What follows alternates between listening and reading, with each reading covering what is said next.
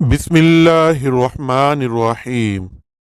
شروع کرتا ہوں اللہ کے بابرکت نام سے جو دلوں کے راز خوب جانتا ہے۔ ناظرین، ویڈیو کو شروع کرنے سے پہلے آئیے سب مل کر ہمارے پیارے نبی خاتم النبیین حضرت محمد صلی اللہ علیہ وآلہ وسلم پر درود سلام کا نذرانہ پیش کرتے ہیں۔ ناظرین، آج اس ویڈیو میں بات کریں گے حضرت صالح علیہ السلام کی اونٹنی کے بارے میں کہ کس طرح قوم سمود نے اللہ تعالیٰ کی نافرمانی کی اور حضرت صالح علیہ السلام کے ساتھ بے ادبانہ گفتگو کی، اور اللہ تعالیٰ نے کون سا عذاب قوم سمود کی طرف بھیجا۔ کو سننے کے لیے ویڈیو کو آخر تک دیکھیں اور چینل کو سبسکرائب کر لیں تاکہ اس طرح کی معلوماتی اسلامک ویڈیو آپ تک پہنچ سکیں۔ ناظرین، حضرت صالح علیہ السلام قوم سمود کی طرف نبی بنا کر بھیجے گئے۔ آپ نے جب قوم سمود کو خدا کا فرمان سنا کر ایمان کی دعوت دی تو اس سرکش قوم نے آپ سے یہ معجزہ طلب کیا کہ آپ اس پہاڑ کی چٹان سے ایک گابن اونٹنی نکالیے جو خوب فربا اور ہر قسم کے عیب و نقائص سے پاک ہو۔ چنانچہ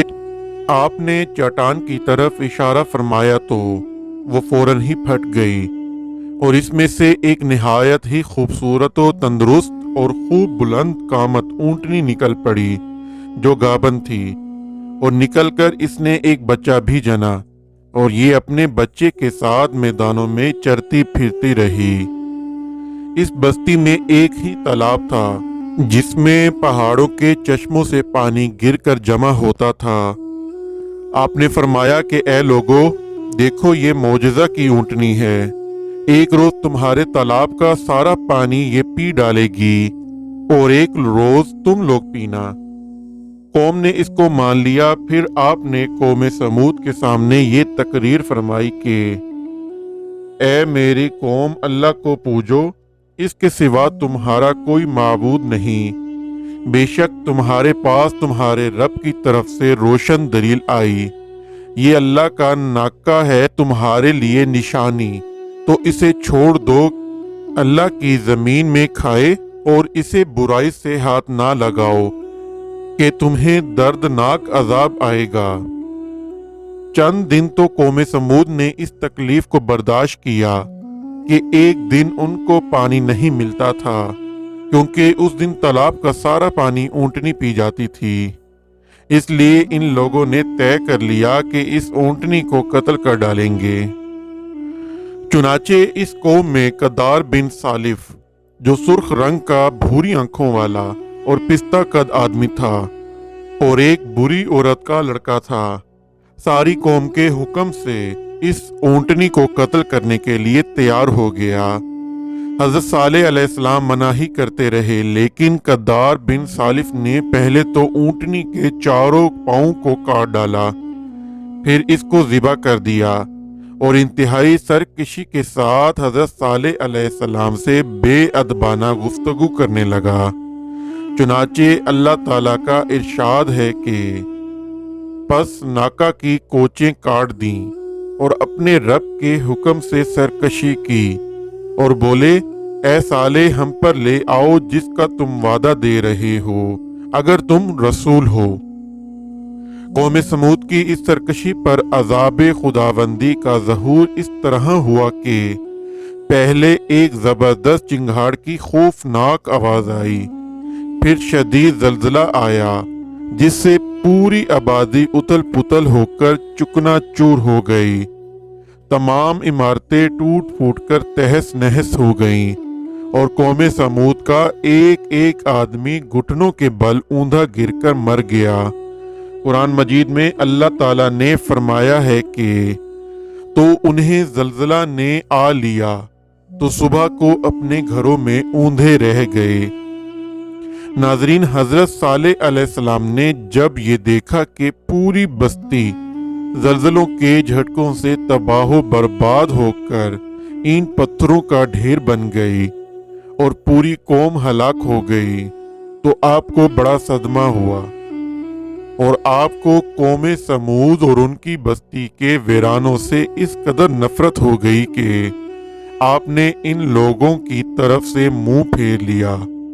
اور اس بستی کو چھوڑ کر دوسری جگہ تشریف لے گئے، اور چلتے وقت مردہ لاشوں سے یہ فرما کر روانہ ہو گئے کہ اے میری قوم، بے شک میں نے تمہیں اپنے رب کی رسالت پہنچا دی اور تمہارا بھلا چاہا، مگر تم خیر خواہوں کے پسند کرنے والے ہی نہیں۔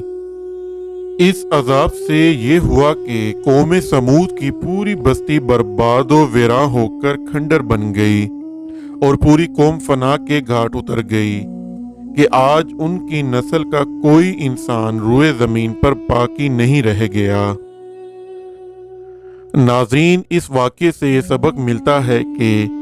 جب ایک نبی کی اونٹنی کو قتل کر دینے والی قوم عذاب الہی کی تباہ کاریوں سے اس طرح فنا ہو گئی کہ ان کی نسل کا کوئی انسان بھی روئے زمین پر باقی نہ رہ گیا، تو جو قوم اپنے نبی کی آل و اولاد کو قتل کر ڈالے گی، بھلا وہ عذاب الہی کے قہر سے کب اور کس طرح محفوظ رہ سکتی ہے؟ چنانچہ تاریخ شاہد ہے کہ کربلا میں اہل بیت نبوت کو شہید کرنے والے یزیدی کوفیوں اور شامیوں کا یہی حشر ہوا کہ مختار بن عبید کے دور حکومت میں یزیدیوں کا بچہ بچہ قتل کر دیا گیا اور ان کے گھروں کو تاخت و تاراج کر کے ان پر گدھوں کے ہل چلائے گئے، اور آج روئے زمین پر ان یزیدیوں کی نسل کا کوئی ایک بچہ بھی باقی نہیں رہ گیا۔ بہرحال یہ یاد رکھیے کہ اللہ تعالیٰ اپنے محبوبوں کی ہر چیز کو اپنا محبوب بنا لیتا ہے، لہٰذا اللہ تعالیٰ کے محبوبوں کی آل و ازواج ہوں یا اصحاب و احباب یا ان سے نسبت و تعلق رکھنے والی کوئی بھی چیز ہو، ان میں سے کسی کی بھی توہین اور بے ادبی سے اللہ تعالیٰ کا قہر و غضب ضرور کسی نہ کسی عذاب کی صورت میں ظاہر ہوتا ہے۔ لہٰذا ہر وہ چیز جس کو اللہ تعالیٰ کے محبوبوں سے نسبت حاصل ہو جائے، اس کی تعظیم و تکریم لازم و ضروری ہے، اور اس کی توہین و بے ادبی عذاب الہی کی ہری جھنڈی اور تباہی و بربادی کا سگنل ہے۔ ناظرین، روایت ہے کہ جب جنگ تبوک کے موقع پر سفر میں حضور اکرم صلی اللہ علیہ وآلہ وسلم قوم سمود کی بستیوں سے کھنڈرات کے پاس سے گزرے تو آپ صلی اللہ علیہ وآلہ وسلم نے فرمایا کہ خبردار کوئی شخص اس گاؤں میں داخل نہ ہو اور نہ اس گاؤں کے کنویں کا کوئی شخص پانی پیے، اور تم لوگ اس عذاب کی جگہ سے خوف الہی میں ڈوب کر روتے ہوئے اور منہ ڈھانپتے ہوئے جلد سے جلد گزر جاؤ، کہیں ایسا نہ ہو کہ تم پر بھی اللہ تعالیٰ کا عذاب اتر پڑے۔ ناظرین، اسی دعا کے ساتھ اپنی ویڈیو کا اختتام کرتے ہیں کہ اللہ ہمیں سیدھا راستہ دکھائے، ہم پر اپنا رحم فرمائے اور ہمارے والدین کا سایہ ہمیشہ ہم پر سلامت رکھے۔ آمین۔ اللہ حافظ۔